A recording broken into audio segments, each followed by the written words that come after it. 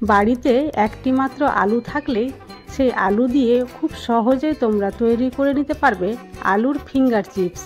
আর এই চিপসটা তৈরি করার জন্য আলুকে কোনো রকম সেদ্ধ করতে হবে না। পিকে ম্যাজিক ফুড ফ্যাক্টরিতে তোমাদের সকলকে স্বাগত জানিয়ে শুরু করছি আজকের রেসিপি।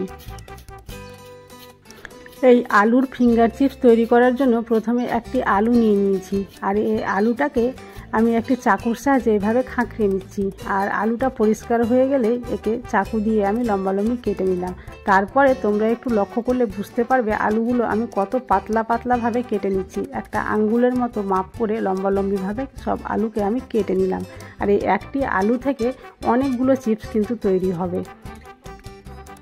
আর হ্যাঁ, তোমরা যদি এখনও পর্যন্ত এই চ্যানেলটি সাবস্ক্রাইব করে না থাকো তাহলে প্লিজ চ্যানেলটি সাবস্ক্রাইব করে দিও।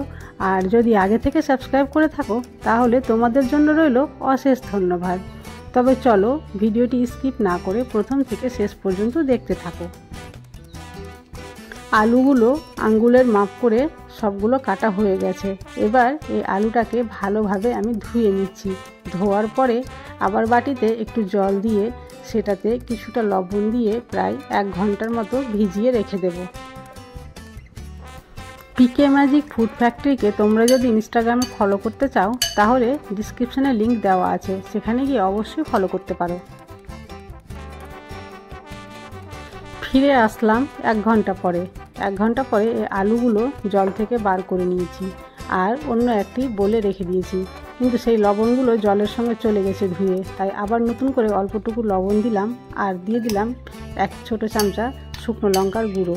আর ভালোভাবে এটা মাখিয়ে নিচ্ছি।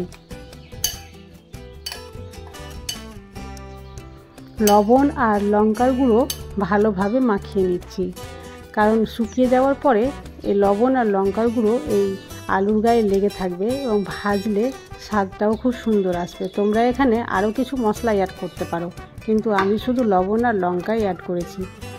এরপরে এগুলোকে একটা থালাতে এইভাবে একটা একটা করে ছড়িয়ে দিলাম যাতে খুব তাড়াতাড়ি শুকিয়ে যায়।